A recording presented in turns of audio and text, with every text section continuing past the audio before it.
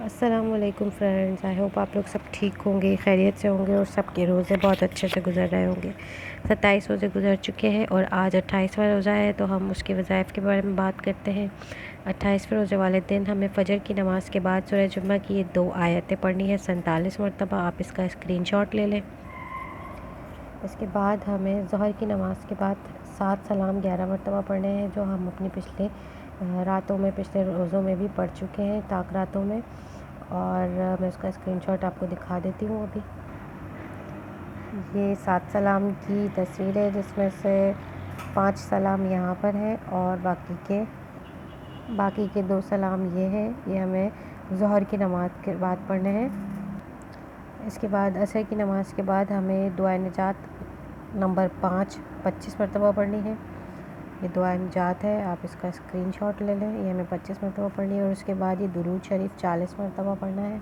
इस दुरूद शरीफ की एक लाइन ये है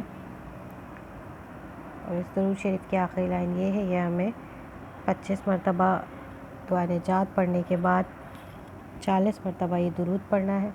और उसके बाद मगरिब की नमाज़ के बाद हमें दुआ निजात नंबर 5 25 मरतबा पढ़नी है दोबारा से, जो हमने पहले पढ़ी। मगरिब में देखें, ज़ोहर में भी असर में भी हमने दुआ निजात पढ़ी है।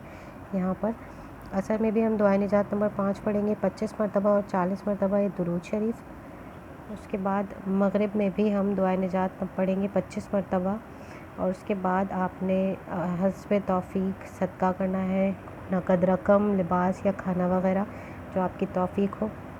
इशा की नमाज़ के बाद हमें सलातो हाजात 4 रकात नफिल पढ़नी है 1 मरतबा।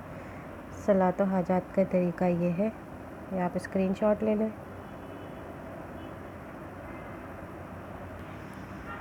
ये चौथी रकात का है, सलातो हाजात की 4 रकात।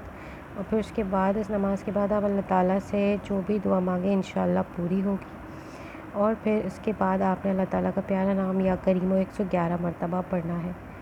यहाँ पर हमारे 28वें रोज़े के वज़ाइफ कंप्लीट होते हैं। इंशाअल्लाह मैं आपसे मिलती हूँ 29वें रोज़े के वज़ाइफ और 29वीं शब कदर के वज़ाइफ के साथ। तब तक के लिए दुआ में मुझे, मेरी फ़ैमिली को ज़रूर याद रखें। अल्लाह हाफ़िज़।